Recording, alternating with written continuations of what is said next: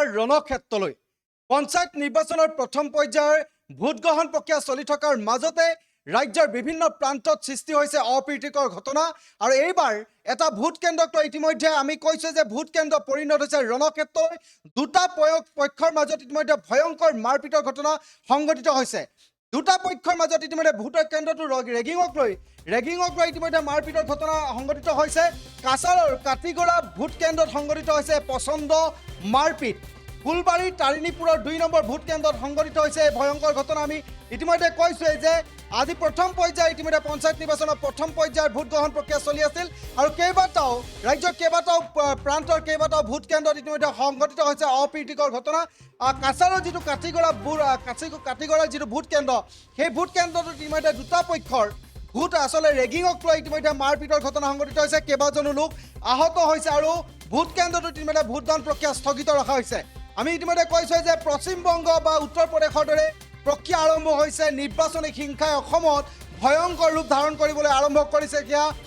আমি উপনিৰ্বাচনৰ 5টা সমষ্টিৰ যি উপনিৰ্বাচন আছিলে সেই উপনিৰ্বাচনৰ সময়ত আমি ইতিমধ্যে দেখিছিলোঁ যে কেনেধৰণে সামগ্ৰী সমষ্টিত ভয়ংকৰ মাৰপিটৰ ঘটনা হৈছিল তেনে ঘটনা ইতিমধ্যে সংঘটিত হৈছে পঞ্চায়ত নিৰ্বাচনত ইতিমধ্যে পঞ্চায়ত নিৰ্বাচনৰ বুথ দখলৰ ইতিমধ্যে যি চেষ্টা কৰাৰ এই তাতে ভোট ৰেগিঙক লৈ ইতিমধ্যে দুটা পক্ষৰ মাজত ভয়ংকৰ মাৰপিটৰ ঘটনা সংঘটিত হৈছে আহত হৈছে ইতিমধ্যে ভোটদান কেন্দ্ৰটোত ইতিমধ্যে ভোটদান প্ৰক্ৰিয়া ইতিমধ্যে স্থগিত ৰাখিছে আমি ইতিমধ্যে কৈছোঁ কাছাৰৰ কাটিগড়াৰ বুথ দখলৰ চেষ্টা চলাইছিল আৰু দুটা পক্ষৰ মাজত ইতিমধ্যে মাৰপিটৰ ঘটনা সংঘটিত হৈছিল মাৰপিটৰ ঘটনাত ইতিমধ্যে প্ৰায় ঘণ্টা জুৰি তাত ইতিমধ্যে মাৰপিটৰ ঘটনা চলিছিল যদিও নিৰাপত্তাৰক্ষীৰ ক্ষেত্ৰত ইতিমধ্যে প্ৰশ্ন উত্থাপন হৈছে কিমানজন নিৰাপত্তাৰক্ষী ইতিমধ্যে তাত নিয়োগ কৰা হৈছিল আচলতে এই ভোট কেন্দ্ৰটোত ইতিমধ্যে বিভিন্ন ধৰণৰ অপ্ৰীতিকৰ ঘটনা বিগত সময়তো ঘটি অহা বিভিন্ন অভিযোগ আছে তেনেস্থলত আচলতে নিৰাপত্তাৰ ক্ষেত্ৰতো ইতিমধ্যে প্ৰশ্ন উত্থাপন হৈছে আৰু কাটিগড়াৰ এই বুথ দখলৰ চেষ্টাত ইতিমধ্যে মাৰপিটৰ ঘটনা সংঘটিত হৈছে ইতিমধ্যে আমি কৈছোঁ যে ভোট কেন্দ্ৰটো ইতিমধ্যে পুৱাৰ ভাগৰ পৰা যিধৰণে ভোটদান প্ৰক্ৰিয়া চলি আছিল তাৰ মাজতে দুটা পক্ষই ইতিমধ্যে ভোটদান প্ৰক্ৰিয়াটো ভোট কেন্দ্ৰটো ৰেগিঙক লৈ দুটা পক্ষৰ মাজত ভয়ংকৰ মাৰপিটৰ ঘটনা সংঘটিত হৈছে আৰু পচন্দ যি মাৰপিট আৰু সেই মাৰপিটত কেইবাজনো লোক আহত হৈছে আমি ইতিমধ্যে দৃশ্য দেখুৱাইছোঁ মাৰপিটৰ ঘটনাত কেনেদৰে আহত হৈ চিকিৎসাধীন হ'ব লগা হৈছে ফুলবাৰী তাৰিণীপুৰৰ 2 নম্বৰ ভোট কেন্দ্ৰ আছিল আৰু সেই ভোট কেন্দ্ৰত ইতিমধ্যে সংঘটিত হৈছিল এই ভয়ংকৰ মাৰপিটৰ ঘটনা প্ৰথম পৰ্যায়ত যি ভোট গ্ৰহণ প্ৰক্ৰিয়া চলি আছিল পঞ্চায়ত নিৰ্বাচনৰ ৰাজ্যৰ প্ৰান্তে ইতিমধ্যে যি ধৰণে ভোট কেন্দ্ৰসমূহত ভোটদান প্ৰক্ৰিয়া চলি আছে তাৰ মাজতে সংঘটিত হৈছে কাছাৰৰ কাটিগড়া এই ভয়ংকৰ ভোট কেন্দ্ৰত ইতিমধ্যে ভয়ংকৰ মাৰপিটৰ ঘটনা আমি দৃশ্য দেখুৱাইছোঁ এনেধৰণে চিকিৎসালয়ত ভৰ্তি হ'বলগীয়া হৈছিল কেইবাগৰাকীও লোক আহত হৈছে আৰু ভোটদান প্ৰক্ৰিয়া স্থগিত ৰখা হৈছে ভোট কেন্দ্ৰটোত কিছু আমি শুনাব বিচাৰিছোঁ কি হৈছিলে ঘটনা সন্দৰ্ভত ভাইছোঁ আমি কিছু শুনাব বিচাৰিছোঁ আমি ভোট কেন্দ্রত যে সময় শুনছি হুঁচুর লাগে তখন আমি দৌড়ে গেছি দৌড়ে যাওয়ার সময় গিয়ে পাইছি আমি আমার মাতিজা খালেদ রে তারা ফালাই মাত্রা ও তখন আমি ও খালেদ রে বাসাইতে গিয়া ও আমাকে তারা 2-3 জনে বেরিয়া মারছুন তারা কিতা করা আসলে কেন তারা তো কেন আমি তো ভিতরে আসলাম না আমি বাইরের অবস্থাটা দেখছি আমি ভিতরে আসলাম না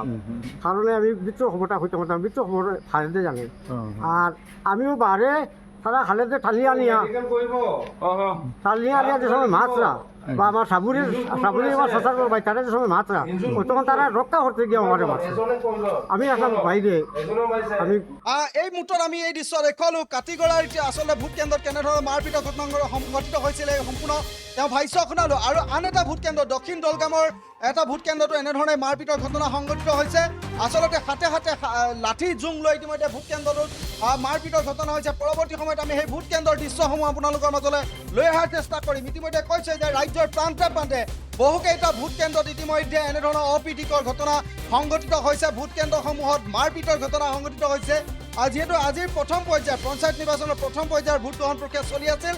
ৰাজ্যৰ বিভিন্ন প্ৰান্তত ইতিমধ্যে ভোট গ্ৰহণ প্ৰক্ৰিয়া চলি থকাৰ মাজতে কেইবাটাও প্ৰান্তৰ পৰা খবৰ আহিছে ইতিমধ্যে এনেধৰণৰ অপ্ৰীতিকৰ ঘটনা সৃষ্টি হৈছে পশ্চিমবংগ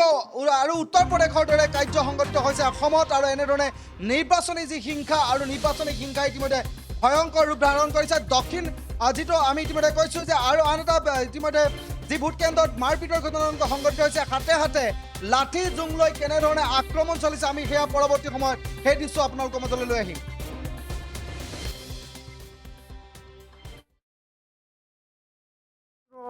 যে সময় শুনছি মুশকিল লাগে তখন আমি দৌড়ে গেছি, দৌড়ে যাওয়ার সময় গিয়ে পাইছি আমি আমার বাতিজা খালেদ রে তারা ফালাই মাত্রা ও তখন আমি ও খালেদ রে বাঁচাইতে গিয়া ও আমাকে তারা 2-3 জনে বেরিয়া মারছুন। তারা কিতা করা আসলে এখানে? তারা তো এখানে আমি তো ভিতরে আসলাম না, আমি বাইরের অবস্থাটা দেখছি, আমি ভিতরে আসলাম না, কারণে আমি ভিতর খবরটা হইতে পারতাম, ভিতর খবর খালেদে জানি। আর আমিও বাইরে তারা খালেদে টালিয়া নিয়া যে সময় মাছরা বা আমার সাবুরের আমার শশার ভাই তারা যে সময় মাছরা ও তখন তারা রক্ষা করতে গিয়ে আমাদের মারছে। আমি আসলাম বাইরে। যিকোনো খবৰৰ বাবে যোগাযোগ কৰক 7099017330 লগতে 7099017110 নম্বৰত।